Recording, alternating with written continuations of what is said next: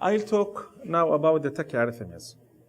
Tachyarrhythmias can be divided into either supraventricular tachyarrhythmias or ventricular tachyarrhythmias. The importance of such a classification also can be helpful by the ECG.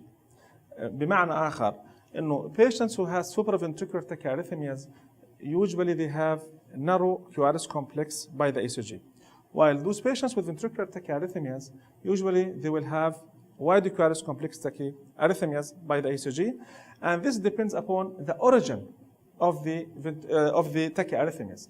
If originating from the AV node and above, usually those patients they have narrow QRS complex tachyarrhythmias unless they have abnormal baseline ECG. While those patients with ventricular tachyarrhythmias usually originating either from the left ventricle or the right ventricle. Now, supraventricular tachyarrhythmias can be classified as sinus tachycardia,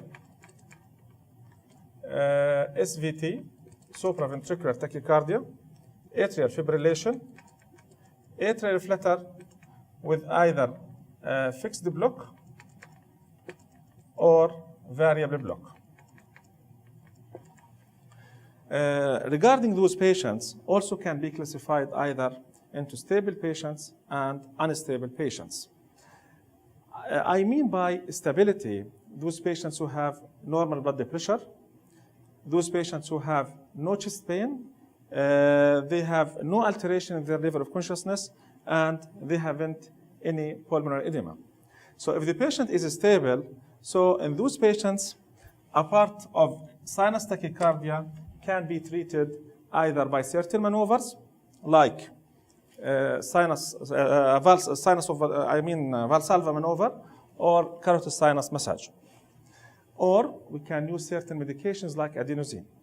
Regarding sinus tachycardia, usually those patients treated by treating the underlying cause. But if the patient has instability, I mean low blood pressure, altered level of consciousness, ischemic chest pain, or he has pulmonary edema, those patients can be treated with defibrillator. This is the best and the only option for such patients. What about the patients with ventricular tachyarrhythmias? As I said, those patients' arrhythmias originating from either the left ventricle or the right ventricle. By the ECG, they have wide QRS complex tachyarrhythmias. Now, they will have either ventricular tachycardia or ventricular fibrillation. Ventricular tachycardia, it will be either monomorphic or polymorphic. Also, patients with ventricular tachycardia can be classified as stable and unstable patients, as I mentioned before. If they are unstable patients, so the only option is defibrillator.